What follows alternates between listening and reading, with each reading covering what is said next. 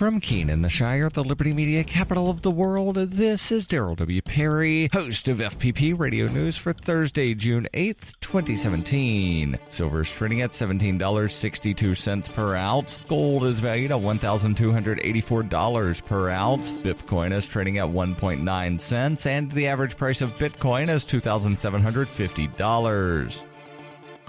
Antiwar.com reports, despite heavy documentation for the incident, the Pentagon's assessment of March 16th U.S. airstrikes against a mosque in the Aleppo province of Syria is dramatically revising what they are claiming happened, with officials now insisting that the attack was perfectly legal and, at most, there was a single civilian casualty. Back on March 16th, the Pentagon denied that the attack took place at all, a story which quickly fell apart because of the destroyed mosque, the number of dead bodies inside, and the fragments of U.S.-labeled bombs littered about. Human Rights Watch reported 38 civilians killed, while the Syrian Observatory for Human Rights put the number at 49. This would have been a huge incident, but for the fact that the Pentagon ended up killing 220 civilians the following day in Mosul, and the attention turned to covering that up. Still, officials have eventually found time to try to whitewash the killings in Aleppo. Eventually, the Pentagon now says there were a bunch of Al-Qaeda fighters in the building. This is a revision of the previous claim that they bombed the building next door to the mosque, which was secretly an Al-Qaeda base. That version of the story quickly fell apart with the pictures of the destroyed mosque, but they're trying to keep the claims of Al-Qaeda deaths. Their official narrative is now that one civilian got hit in the course of the strike, but that for all they know, he survived. They made no indication how they came up with this. They did, however, claim they were not aware of any reports of large civilian death tolls.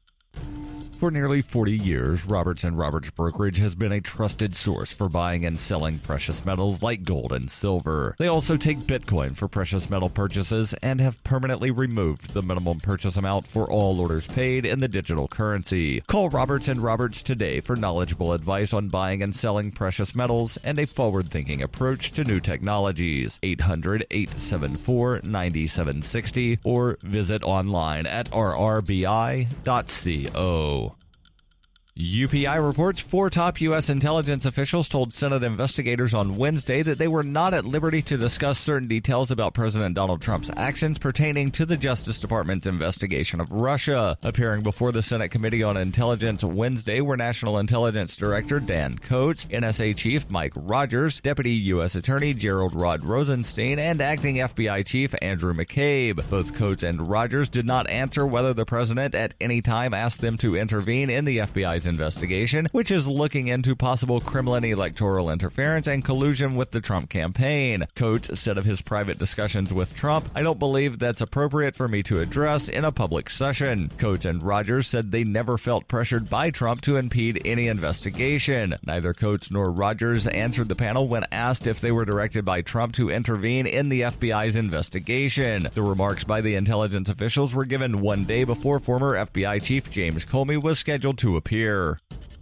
Born into a devastating world and raised among the crowd, the Cloudwalker assumes a new identity and begins the unrelenting quest for truth. In this epic journey, he discovers dark secrets about aspects of his previous life that he once trusted. Through the Journal of the Cloudwalker, he shares both the traumatic hardships and the eternal beauties of his experiences. Fueled in the beginning by his unsettling thoughts and emotions, he learns how to find peace with everything he has woken up to. Dear Society by the Cloudwalker is available from Amazon.com and all major bookstores.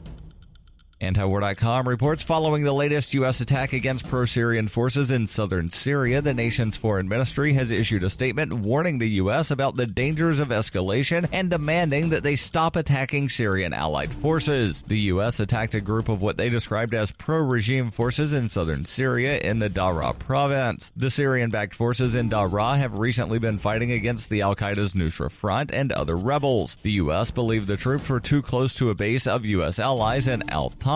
Syria noted they never authorized U.S. presence in their country in the first place and that their being around Al-Tanf is illegitimate. On top of that, they insisted that the presence of U.S. ground troops in Syria is serving to bolster recruitment for the Islamic State. This attack was the second time in the past month the U.S. has targeted pro-Syrian forces in Daraa province. Pentagon officials insist these are not indicative of a shift in policy, but rather amounted to purely defensive actions and attacking forces they thought might conceivably be a threat.